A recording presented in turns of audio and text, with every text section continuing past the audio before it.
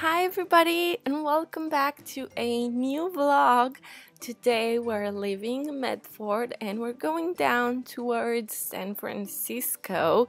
You can clearly see the changes. The surroundings are so much drier and there's not much green areas. Although I was a bit tricked because in San Francisco you will see it's super windy and cold. I don't know if that's all year round, but when we got there, surprisingly, although it was sunny, no clouds, it was cold, a little bit windy, and you definitely needed some long pants. In order to get to San Francisco, we needed to cross a bridge. We had to pay and it was a bit crowded. We spent about 20 minutes in line, but after that everything was smooth, and then we stopped on Treasure Island, I think it's called. There were pretty much no people, but I kind of liked it because we were able to take nice pictures without other people in the background. Hi guys! So we stopped on Treasure Island to take some pictures, and you can see San Francisco over there. I think back there somewhere is Golden Gate, and over there is another bridge. It's pretty cold, it's about 20 degrees and I'm wearing shorts. On this island is pretty much nobody except us. So we're going now in the car and we're going to the hotel. We're staying exactly in San Francisco, so that's cool. But yeah, San Francisco. Next stop was Golden Gate Bridge. This was a must. I had to stop and take loads of pictures. We put on our maps Golden Gate Bridge and there we go. We got there, quite a few people, but we were able to take some really nice pictures and I loved it. Sadly, it was a little store there so you can buy some souvenirs, but it was closed, and I think it was around 4 o'clock or something like that, so not late at all, but it was closed, so we were just able to take pictures. If you want, you can also take a trip to Alcatraz Island. We did not because it was quite late, as I said, and we didn't have that much time, but it wasn't something that I really wanted to. Golden Gate Bridge was way more important. After that, of course, we crossed the bridge and I had to film everything. It was kind of shaky, so excuse that, but I really wanted to include this because look at this, so pretty. I love it.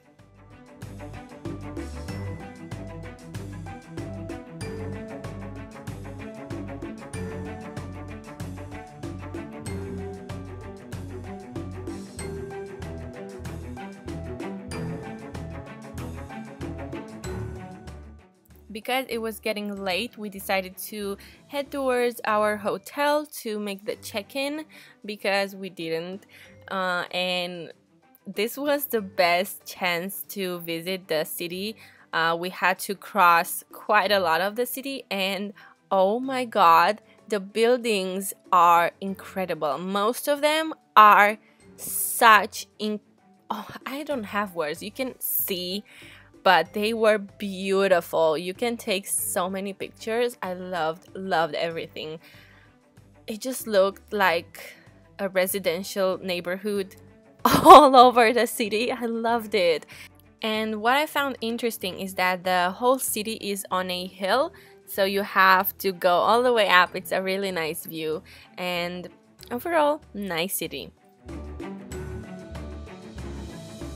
I'm so angry that our hotel doesn't have a parking lot because we have to look around for one and it's not very safe. So the biggest tip that I can give you, if you want to take a hotel in a city, make sure it does have a parking because it will save you a lot of money and it's a lot more safe.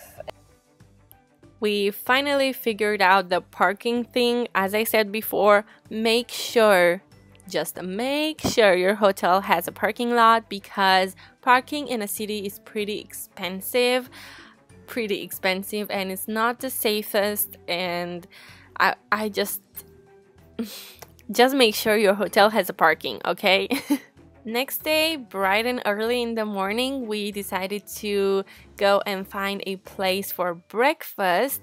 I was hungry, we didn't have our breakfast included, so we decided to go in Union Square because we were pretty close and we wanted to eat something. But little did we know that this is going to be the best day so far. We randomly found this guy that does free San Francisco tours. I listened to it for a few minutes and I had to hop onto the tour. Not too much? Okay, well, subsequent question. How much California history you guys know about? Okay, yeah, probably as much as Hollywood taught you in the movies, right? Okay, so I'd like to start with a guess, more so for the people who don't know. How old do you think the city is in its current form, when it became a huge boom town as opposed to that one-horse podunk town, right? What was that? I heard somebody. Okay, well, it all stems back from the gold rush happening back in 1849, of course, right? And of course, the gold was first found in 1848, but the peninsula that we're on right now, it's been inhabited for thousands of years. Originally the Ohlone and the Miwok tribes that lived here. Then the Spanish came in 1776 and really first colonized this area. And then Mexicans got control of this territory, and then Americans got control of this territory. But how did America get control of the territory of California? Well, we did it through somewhat illicit means. Have you guys heard of the Mexican-American War at all? Okay, you've heard of it a little bit. Well, you know that was a war America definitely started. So yeah, America started that war, and the dude who started that really, he did it to make himself look good for an upcoming run for presidency. Well, he lost that run for presidency, but you know what? We won that war. You know, the victors go the spoils when we won the war. So of course, after we win, we tell Mexico to pay off the debt it created from the war we started. And that sounds a little bit off, and yeah, Mexico thought so too. So they told us up front, we're not going to pay you back for a war we didn't start, bud. And of course, America, we can be stubborn sometimes, so we tell them, yeah, you are. So we captured the leader of Mexico and the territory of Texas at the time, and we forced him to sign at gunpoint the Treaty of Guadalupe and Hidalgo. In our nation now, right? And not quite, because 12 days after that treaty was signed, gold was found here in the Sierra Nevada here in California.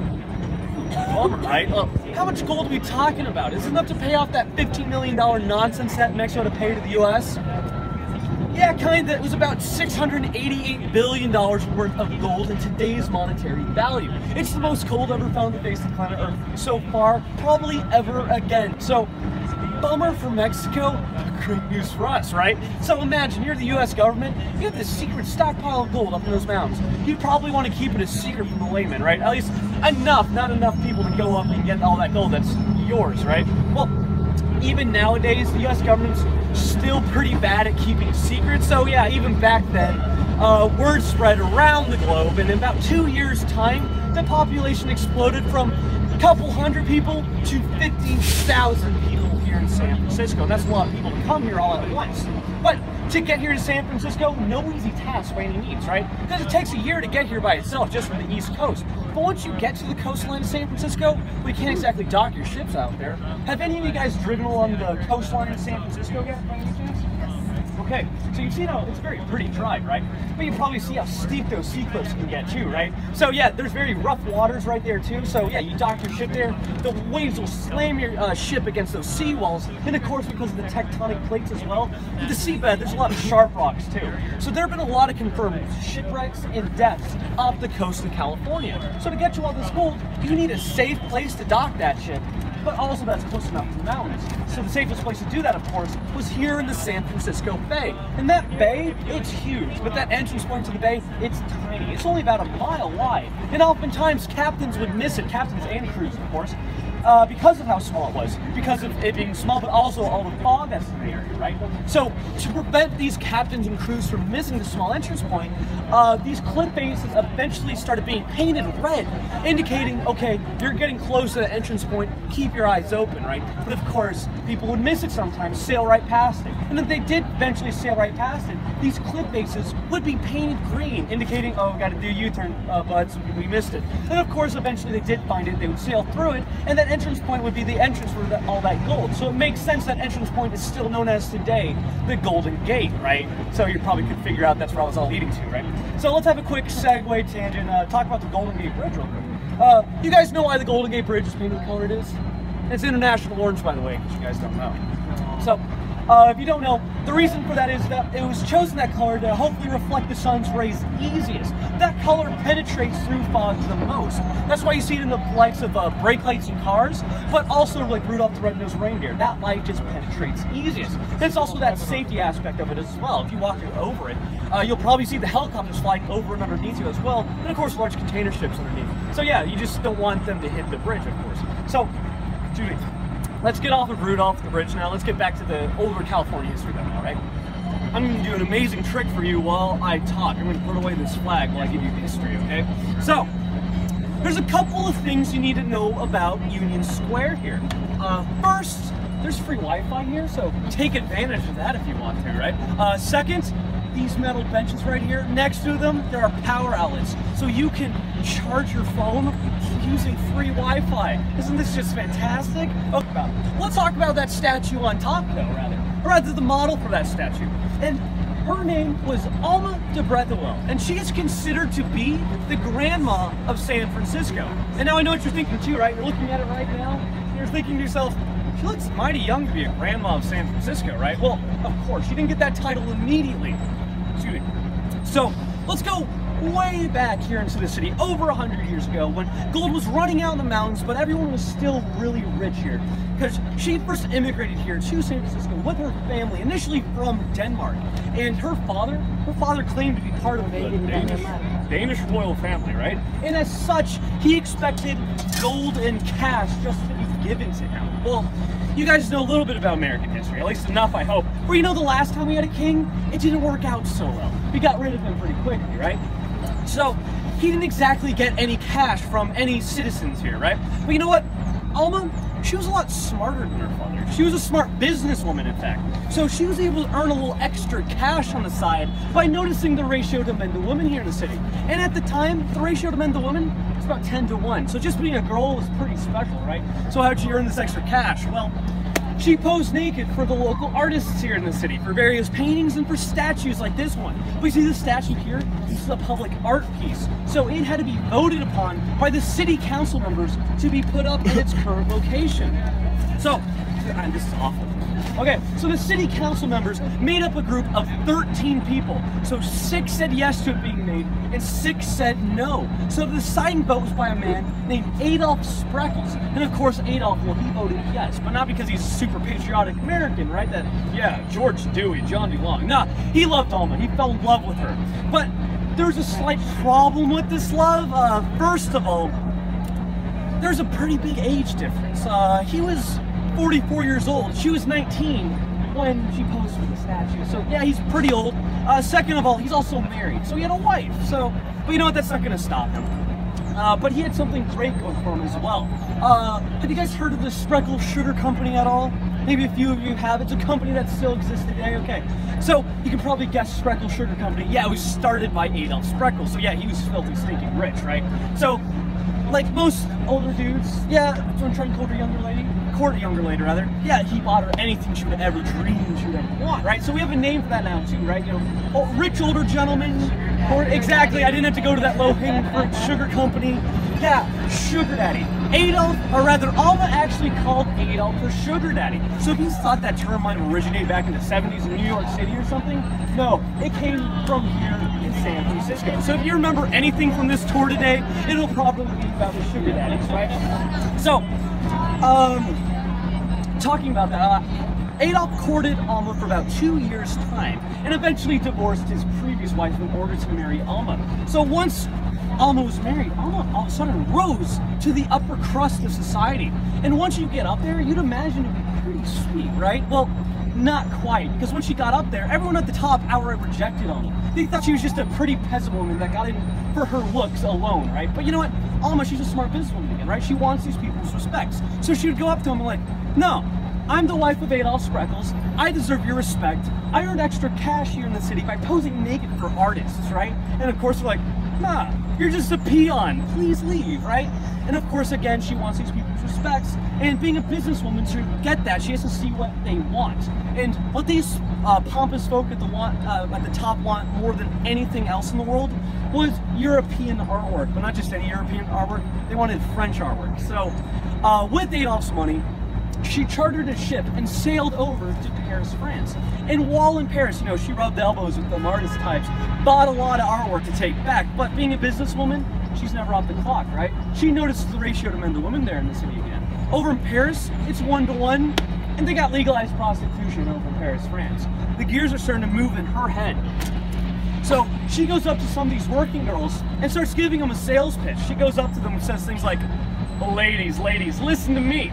Let me tell you why you should come back with me to San Francisco. Number one, all the dudes there, well, they're all rich, right? All the dudes have pockets deep filled with gold and cash.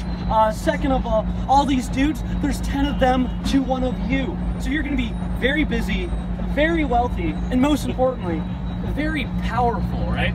And to top it all off, that cherry on top, you're gonna get a free boat cruise all the way back to San Francisco, which will make many stops in the Caribbean. So, what do you say? Do you want a free vacation and also promise wealth as well? Yeah, most people would, right? These women are like, whoa, yeah, I want to go back with you, Alma. I want to go back now, in fact, right? Of course, she was able to convince 88 of these women to come back with her to San Francisco. And they started the first red light district right over there in the city. And they also, like Alma, married into the upper crust, but didn't just have to marry into wealth, because they were the wealthiest and some of the most powerful people here in the city, not just women, people in general, right? Because have you guys heard that San Francisco might remind you more of a European style city? Yeah, that's because of these women. When San Francisco was being constructed, they dictated it be constructed in a French Baroque style, similar to how Paris, France was constructed at the time. They were getting homesick for their beautiful Paris, of course, right? So they want to make San Francisco more like Paris, France. So that's why it's like this today. And it's very evident in places, even here, in fact, right? At Union Square, there's Corinthian columns right there, floral designs on the sides of buildings, lion heads at the St. Francis Hotel that's behind me. It's very evident even just here, but especially over in our Civic Center or at City Hall, Opera House, and Ballet Houses, but especially like the Marina District or our Palace of Fine Arts is. But you know, let me tell you, before 1906, the 1906 earthquake, of course, right? Way more evident of this. Let me show you what Union Square used to look like before 1906. Right? So, way more European looking, right? So yeah, it looks pretty cool. It's a shame that the earthquake destroyed so much of the city, but what are you gonna do? We get new buildings from it, I guess, right? So, let's get off of these 88 very powerful women, and let's get back to Adolphe and Alma, rather that really huge age difference of theirs, because with that huge age difference, 44-19, Adolphe's probably gonna die first, and that's precisely what happened.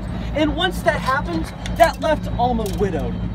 But you know what? Once she becomes a widow, she doesn't just become a recluse in her giant mansion, dabbing her tears with her wads of cash. No, she becomes a huge philanthropist in the city. She buys and donates a lot of property here in the city for San Francisco to beautify the city, of course, including our Legion of Honor Museum and Palace of Fine Arts and the original artwork that went inside of them. She gave us our first art museums here in the city. So, because of her philanthropy work, it was after she died, that's when the city of San Francisco gave her the moniker of the Grandma of San Francisco, because she really influenced how San Francisco got to be built in its current form, and because she truly loved the city so much and donated so much as well. So now you guys know how Alma de Brettwell became the Grandma of San Francisco. Let's start this part of the tour now, okay guys? So here we are on Maiden Lane, right? So before I really talk about Maiden Lane, let's stop and kind of take it in for a second, right? We just passed the Gucci store where like the cheapest thing inside there is like a $120 pair of socks. Jimmy Choo suit supply behind me. So the most expensive areas in the city to actually own property.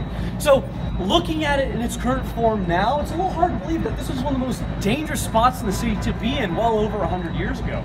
Well, why was it so dangerous, right? Well, keep in mind, San Francisco was like one of the last outposts of the Wild West. And the Wild West was a very lawless and corrupt society, right?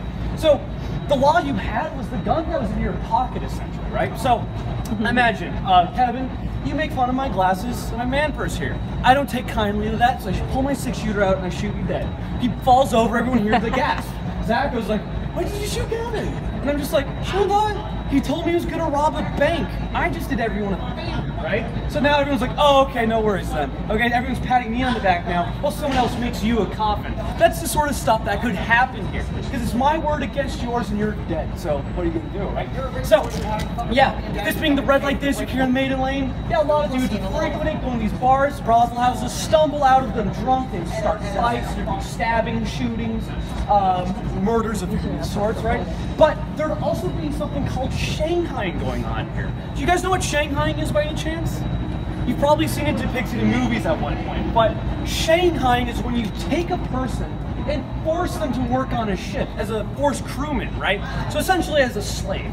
But why do people get stolen here and be forced crewmen, right? Well, to explain that, let me paint a picture for a story which will explain it, right? So, before I talk about it, let me address your attention to this building that's behind me now, because it's the only original building left here on Maiden Lane. This is called the Giselle Dorsey building, named after Giselle Dorsey, and it was at one point a brothel house. Well, who's Giselle Dorsey? Well, she was one of the original 88 women to come back with Alma. She later married one of the mayors here in the city and opened up 3 brothel houses like this one on this street alone. So yeah, she became very powerful here in the city. Imagine you're a big burly mountain man. You've come here to San Francisco to get some of the remnants of gold that are up in the mountains. So you go out through your mining, and every day you make a year's worth of salary. So eventually, after 2.5 months, the real barrel gets pretty full, and you look at it and you go, that's good enough for now. So you come back to San Francisco, deposit your cash, but then you think to yourself, gee, it was mighty lonely up in those mountains for that long. I only saw dudes up there. I kind of wanted to see something a bit more curvy as opposed to something square now, right? So of course these dudes would come through here to Maiden Lane, and some ladies would attract them to the suit supply behind me. So they'd lead them to the dude at the bar, and they'd sit them down at what was known as the hot seat. So while that dude was sitting at the hot seat, these working girls would, distract these dudes with their lovely personalities, right? And while they're distracted, the bartender would slip something into their drink. So of course it'd be a little bit of poison. They'd take that shot and hopefully pass out there with that poison they just ingested. But of course, you guys are big burly mountain men, so you take that shot, you just get drunk off this stuff. But regardless, whether you're conscious or not, that seat you're sitting in, that hot seat, it's gonna give way. And you're gonna fall 2 stories down into a basement where you're gonna get knocked out by the fall, combination of the fall and poison. But of course, you're big burly mountain men, so you're just gonna kind of bounce when you hit the bottom. You're just gonna rub your head like, what just happened? And of course, there's gonna be a bigger guy at the bottom with a big blunt object, ready to hit you upside the head, fully knocking you out just in case you are awake, right? So they have all their bases covered. You're gonna be sleeping by the end of this, right? So next thing you know, you're starting to come to. And it feels like the ground's moving a bit. And it's not because of the bump on your head or the hangover you might have. It's because now you're hundreds of miles away from the port of San Francisco, and your dreams of making it big here in the city are totally gone, because you're going to places now like the Philippines, New Zealand, Australia, Hong Kong, everywhere else but San Francisco. Oh, this is a bummer. That's pretty brutal, barbaric stuff happening. But again, why was that happening first? So as you see, that's a 49er panhandling for gold in San Francisco Bay. So before I talk about that, you guys know why they're called 49ers, right? Any guesses as to why? 1849. Exactly, right? Because gold was found in 1848, but it took a year for that mass influx of new immigrants to come here. So the ones who really get first dibs of that gold, of course, 1849. And like I said before, he's panhandling for gold in the San Francisco Bay. That's dumb. There was no gold here in the bay. Like, it was all in the mountains, but this is essentially like the airport waiting room to your final destination. But it's a cool thing to put on the plaque regardless, right? But I always like to point out too, every time I see panhandling depicted in movies, it always seems like there's not a lot of gold left, because there's a lot more mud in their trade than it seems to be shiny rocks. Well, again, guys, $688 trillion worth of gold. That's a lot of gold. All you had to do back then was stick your pan in the water, shake that water out, you'd have a cereal bowl filled with gold nuggets. It was a pretty fun time to be alive. Of course, you gotta fight off grizzly bears that would be in the mountains. There was a lot of them. People killing you for your gold, and the diseases that are up there as well. But years worth of salary every day, I kind of take the risk myself,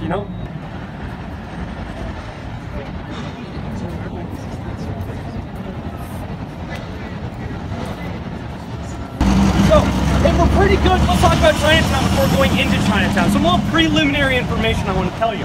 So this Chinatown that's behind me is the largest and the oldest of the 3 Chinatowns that are here in San Francisco. Okay. I want you to be able to hear. I want the sound waves to be going. Okay, so it's the largest and the oldest of the 3 Chinatowns that are here in San Francisco. It's so large it has its own newspaper, which you can see right there, in fact, radio and television network. So they're pretty self-sufficient. For what if San Francisco crumbled for whatever reason, they could survive just fine without us, that's for sure.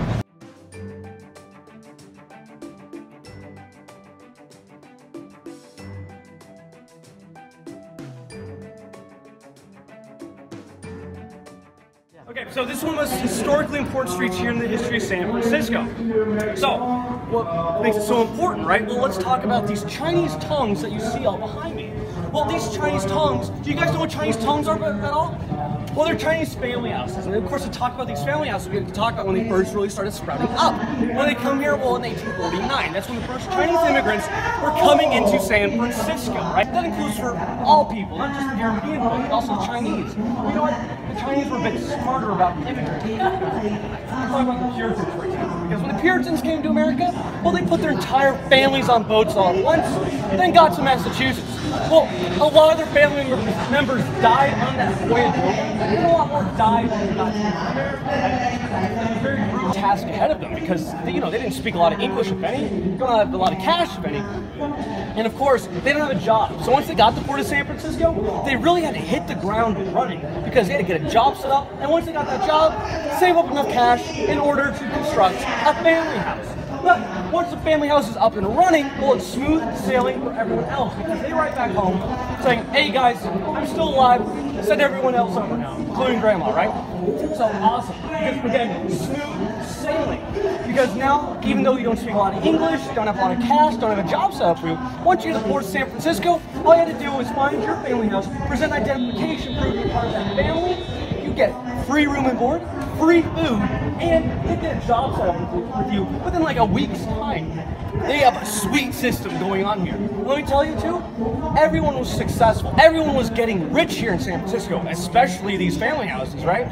But like I told you guys before, there was no prejudice here in the city initially. No one cared about what your race was, your religion was, your sexuality was, creed, etc., etc., etc. No one cared. But why did no one care when it seemed like everywhere else in the world, everyone cared? Well, the reason why no one cared was that everyone was so rich that they didn't care about what their neighbor was or what they looked like, etc. But that only exists when there's a lot of money, right? Because when money starts going away, that's when prejudice starts to show. That's when you really need a scapegoat to not prove, but to explain why there's not as much cash. So when money always went away in Europe, the scapegoat would always be the ones who was culturally different. And in Europe, it was the Jews. Well, here, money started going away. We hit a slight recession in the 1860s with the Civil War. So previously to that, there was always money here. There's not as much money here anymore. Why isn't there as much money? Chinese. That's what the people were blamed. Of course, it didn't make sense, but that's what happened because it was totally different. And of course, they were blamed because totally different race, totally different religion, writing styles, you can clearly see, clothing, food, everything about them was completely foreign. So they were the ones who were blamed. And the prejudice really hit its peak in 1882. Because 1882, well, that's when the Chinese Exclusion Act. And in that act, it prevented any new Chinese from immigrating to America. And the Chinese folk already living here were not allowed to have American citizenship, even if they were born here. And no, they weren't allowed to marry other American citizens, so no interracial marriage, essentially. And the last most damning piece of it all was that the Chinese folk that were living here in America now were forced out of their homes and into these ghettos and slums known as Chinatowns. So initially, Chinatown was more of a derogatory term. You definitely did not want to live in a Chinatown, especially if you're Chinese. Because, again, let me tell you, imagine, if you're living in the Mission District in a nice house, and then the police just knock on the door, kick you out, and tell you the buildings that are here are now your home. And I can also say, these buildings that are here now definitely did not used to look like this. Remember, ghetto and a slum. The buildings that used to be here were previously owned by rich aristocratic white folk. And these white folk, they had a lot of buildings, so they let some of their buildings go to ruin. So these buildings would have had broken windows, no running water, no broken gas pipes. It wasn't a fun place to be. So yeah, imagine you're Chinese, you're looking at this new place and you have to call it home. You don't like it. So of course you think to yourself, I'm gonna go back to my actual house in the Mission. And while I'm there, I'm gonna get some Mexican sweetbread from my favorite bakery, right? So of course, you try leaving Chinatown. Well, good luck, because now it's illegal for you to do that. You have to stay here. So you're gonna have to avoid the anti-Chinese lynch mobs that will rough you up in the nicest way I can say that. And of course, if the lynch mob stuff, she's loud. Okay, you can put it away a little. So yeah, avoid the anti-Chinese lynch mobs, but also the police aren't going to be happy to see you. They're going to, again, rough you up the nicest way I can say that, and throw you in the back of their paddy wagon, drive it back through here with the horses, right? Then they'll kick you out, throw you out rather, and then they'll just wave their finger like, ha, no, don't come back now. This is where you belong. So the Chinese folk, they really had to make do. They had to make this place their home the best way possible, right?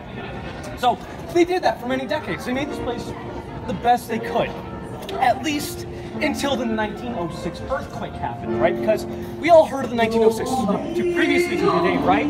But how many of you guys actually, now that the slum's gone, this is prime real estate. It's right next to the water, and we can do whatever we want with it. So the only problem we have now is that there's Chinese people here, so if you could be so kind and to leave, that'd be great for us, right? That's essentially what happened. And again, Chinese folk were thrilled by that, and they weren't gonna take it. So they ride back home to China. And to the Chinese government specifically. The person who ran the government was the Chinese Empress, and she wasn't too thrilled about this either. So she sends over a Chinese council member, and that Chinese council member comes to City Hall, so he kicks down the doors and waltzes in, right? He lays down the law the nicest way possible. He kind of comes in, claps his hands, and goes like, okay, as Chinese folk, we hear what you're saying. We're gonna leave Chinatown. No sweat, in fact. We're gonna get out of here in no time. But once we leave Chinatown, well, we're going to take all of our business and take it to the port of San Diego instead. So that's what's going to happen. So you decide what you want to do. So that's kind of a mic drop right there, and he exits the building with his hands up.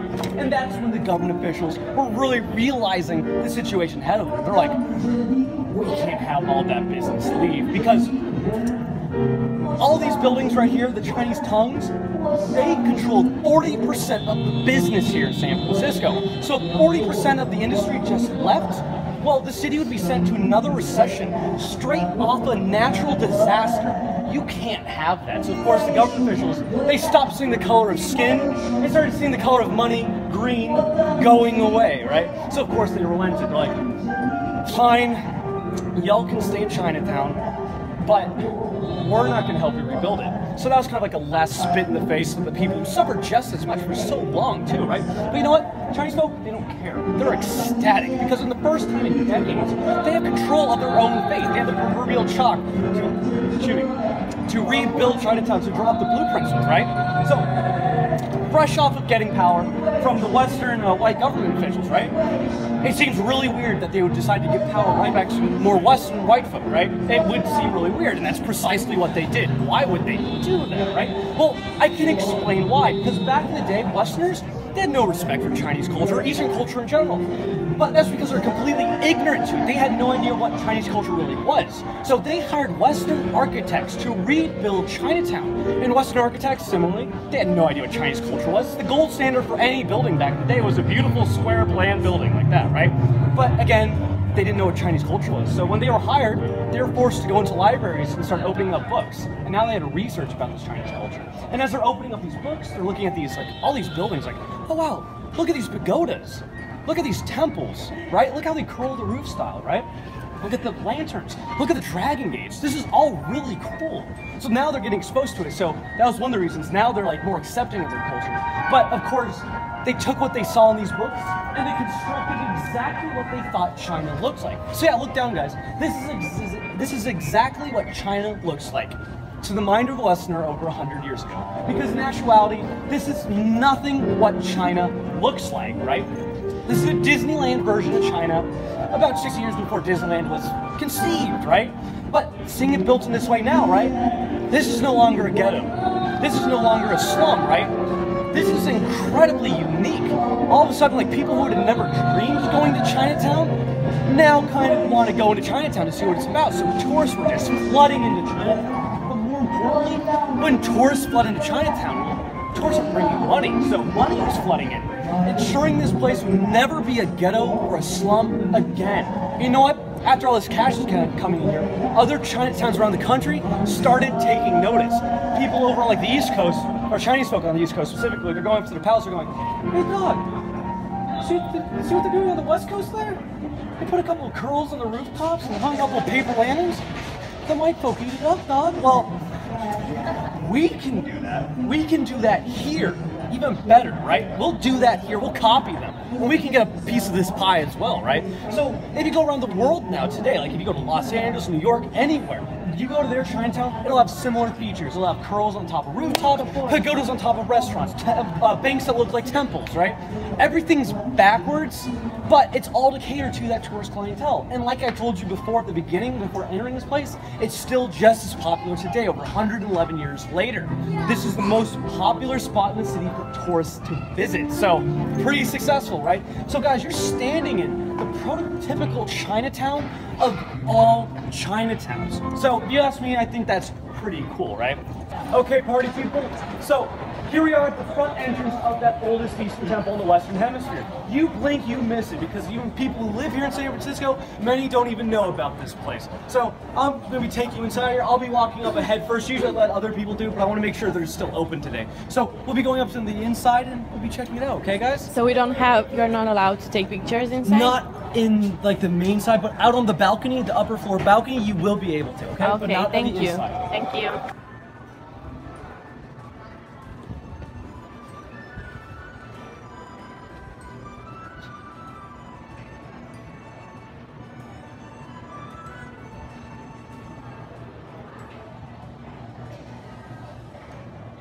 So guys, here we are at Ross Alleyway. And if you look around us right now, this is probably one of the more authentic parts of Chinatown you'll see, with how narrow the alleyways are, people drying clothes up on their fire escapes. Sometimes you can even see them salting like meats up there too. I don't see them right now, but yeah, keep an eye out. You might actually see some meats drying out there.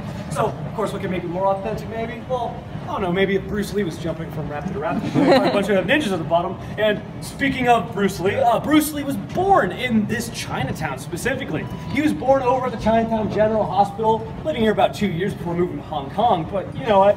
Next time you watch Under the Dragon, I'm sure you're going to think to yourself, whoa, the greatest kung fu martial artist movie star of all time was an American? You bet he was, right?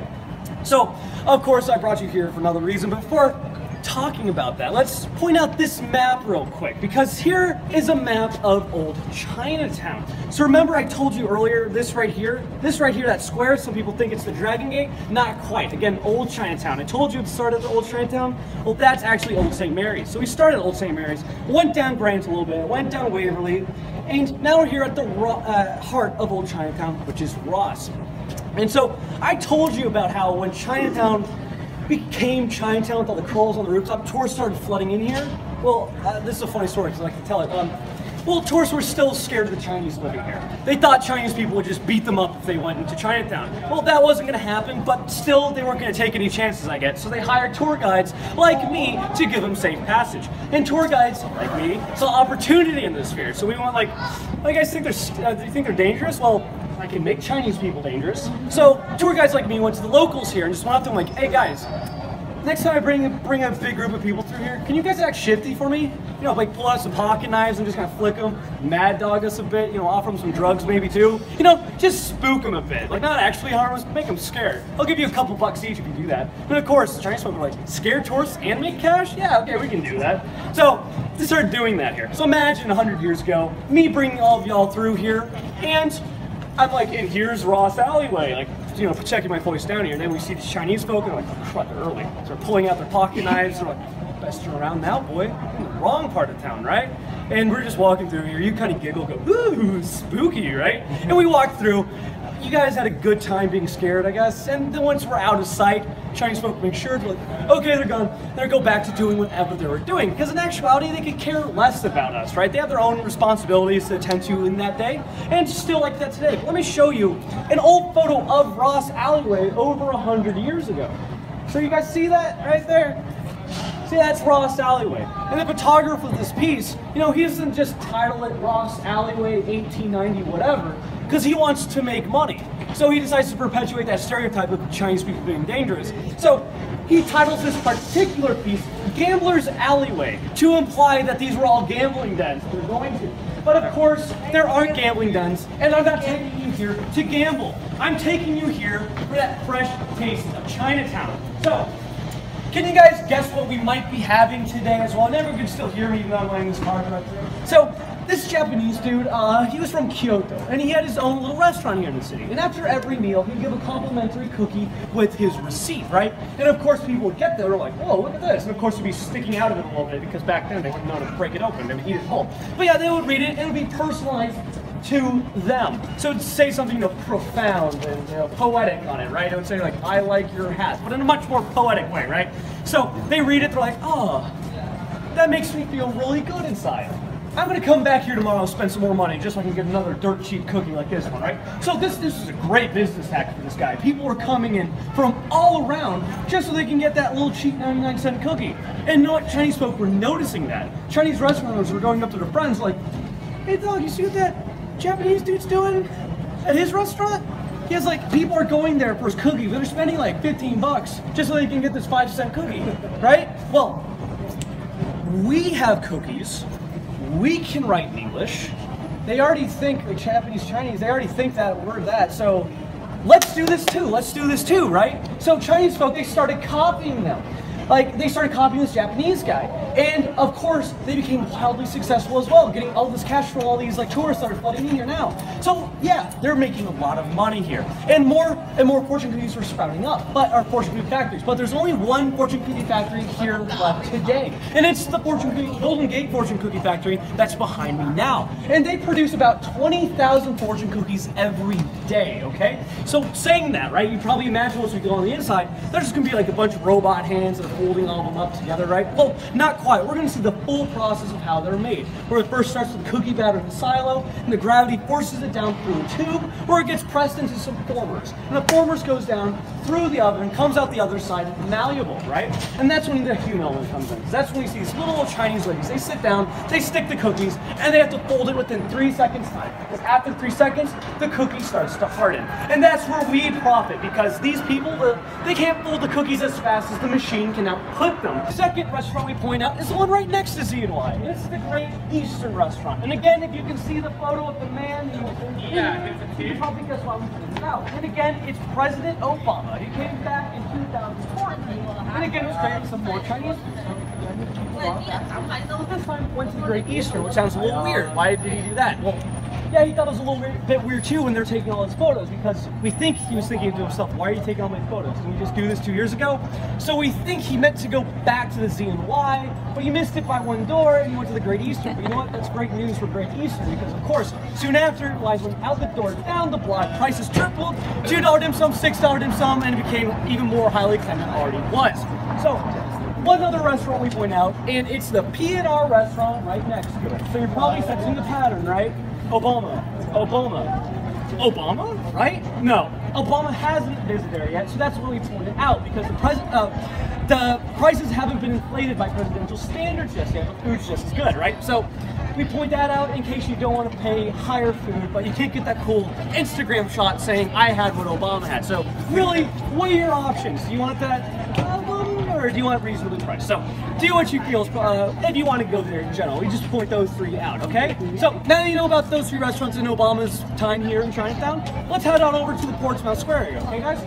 Here's the Transamerica Pyramid, guys. But before I talk about the pyramid, well, let's talk about what used to be here, because remember I told you all this used to be water right now. We're standing on where like the old coastline was. So yeah, let me show you a picture before really talking about it more. So of course Transamerica, Photoshop for reference of where we are now, right? And if you want a more accurate depiction, well, here's that accurate depiction. Old coastline, red dot where we are, and Embarcadero seawall. But you see all these right here? These are wharfs. The street themselves actually where the wharfs began. So we're standing where the ships would have been docked, right? So I'll let this pass by a little bit. My throat, remember? Okay, so I talked about how busy Portsmouth Square was in terms of business, like how big the business was happening there. Well, arguably, these little wharfs right here were even busier. Like, remember I mentioned our friends like the Spaniards, like who would jump ship and leave the cabins by themselves, right?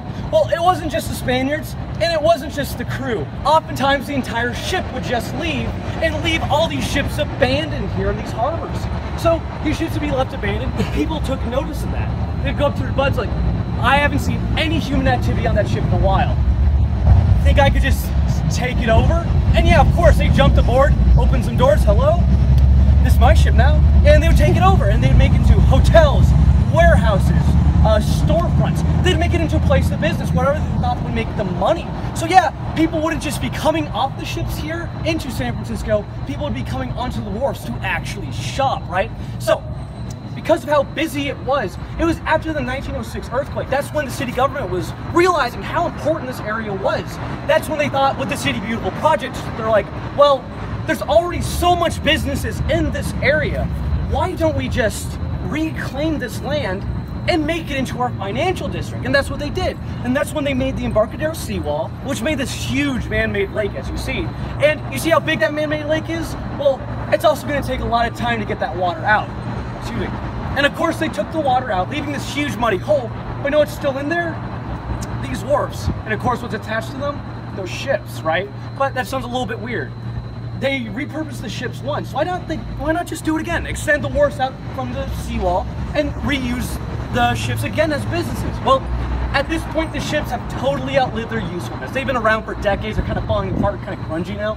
Let's not do that. Instead, like, they've outlived their usefulness. And once ships outlive their usefulness, like I say, that's when they'd be sailed over to Candlestick Park, remember? I mentioned Candlestick a little bit earlier. But you know why it got its name? Because yeah, ships sailed out there when they were too old, they'd be set on fire. And they would sink, and the last part of the ship to sink is the mast. And the mast looks like a candle. So that's how it got its name, and that's what these ships' fates would have been. But see how big that Embarcadero seawall is? That's a pretty big hole. It's probably a lot easier to leave the wharfs and ships where they are and use them as landfill. And that's why we stop here. Because there are 47 buried ships underneath us right now in the financial district. Well, San Francisco, we don't want to be like New York City. So we have certain laws to prevent us from becoming like New York City. So the certain laws are like businesses just can't buy up every square inch of space they want and then build a building as high as they want on it as well. So they only get so much space allocated for them to use, and for how much space then they take, they have to give back as well, which I'll explain in the next one as well. So before that though, let's talk about this, because Transamerica, they were given 50,000, jeez, my throat. Okay, they were given 50,000 square foot of space to build their headquarters, right? But there's a problem, because 50,000 square foot, well, if they built in a regular square box style, well, it would have rose about 30 stories high. That's not the tallest building in San Francisco, and Transamerica wanted that title. So it forced them to think outside the box. Funny joke, right? So they hired an architect known for his more outrageous, eccentric designs. And that architect was named William Pereira. So they approached him, they're like, hey, we got 50,000 square foot. Can you help us get the tallest building? And he's like, yeah, no problem, I can help you out. So he came up with this design, and he was able to push it past 48 stories, making this the building at the time, the tallest building in San Francisco. So awesome, right? Looking at it now, also, this building that he built, it's incredibly unique. It was one of a kind at the time. There was no building quite like it. So you'd imagine if you had a building that there was none other like it in the world at the time, you'd imagine people would appreciate that alone, right? Not quite here. Everyone here in San Francisco absolutely abhorred it. But why do they hate it so much? Well, let's go back to Adolphe, Alma, and those 88 French women, remember? Because I told you, they built the city in a French Baroque style, right? Well, this ain't exactly French Baroque, right? It's a very brutal, modern American architectural style. And yeah, people just hated it. And you'd just be like, guys, how can you hate it so much? And they're like, there are no cherub faces on the side. You know, that's essentially what happened. And to really further insult Pereira, they nicknamed this building Pereira's Prick. And that's not a good nickname to give anything, but especially when you're building tapers off at the end like that, right? So yeah, bad joke. Yeah. But at that point, that he had enough. So that's when he issues a challenge to the people here in the city. And that challenge is like, guys, you don't even realize how great my building is. Next time there's this big major earthquake, well, all these other inferior buildings, well, they're gonna topple over. But not my building. Let me tell you why, because it's perfect, it's great, right? And of course, people are like, yeah, right, buddy, we'll see about that. And it was a waiting game at that point, right? So I told you, completed in 1972, next big earthquake, 1989. And I already told you before, a couple buildings did fall down here in the financial district alone. If you go to the ferry building, which we're going to be going to instead of the rooftop garden, well, you're not going to see the double-decker freeway that's in front of it now. But as you see this right here, well, this building's still here. But why is this building still here? Well, I'm pretty sure you can figure it out without me telling you, but I can tell you anyways. Look how big this base is for starters, right? Very, very secure, big base. And to make it more secure, there's giant concrete pillars that are jutting into the side that go deep into the ground as well. And of course, as it gets higher and higher and higher, there's less and less and less of it. Less and less mass and less volume that just tops off with that neat little point at the top. Triangles are, in nature, are some of the most secure structures. All that weight's at the bottom, none of it's at the top. So of course, when that earthquake happened, it jiggled a bit, but it was never going to fall over. Although this video is super long, I wanted to include a good chunk of what I filmed because I found it super interesting and so many cool facts that we didn't know about San Francisco, and I think this is the best way to visit San Francisco. And this guy is so funny, and the way he talks, everything about him, I loved it. Even though the tour was free, we made sure to give him some money because he deserves it. Absolutely loved it. Highly recommend it. We got now in the hotel room, as you saw, all morning from 10 a.m. to about 1:30. We had this tour with a guy that we randomly found on the street. He was doing free tours of San Francisco. I'll leave all his information down below, and it was really nice. We got to know a lot of cool places, and we found out about new things and a lot of new information. I really liked it. Now we're gonna take a little break and then we're going back in the city. If you want to visit as much as you can without having to take public transportation, I highly recommend to get a hotel around Union Square. That's what we did, and we were super close to the very popular San Francisco cable car, so we had to take some pictures, and then we visited a few stores like H&M and my first time in Lash. I loved it. Oh, nice! Welcome in. Thank Where are you you. guys actually from? Europe, Romania. Oh, Romania? Yeah. Nice! Cool. Yeah, and if you want to get some shots of the bath water, it's super cool. Yeah, thank you.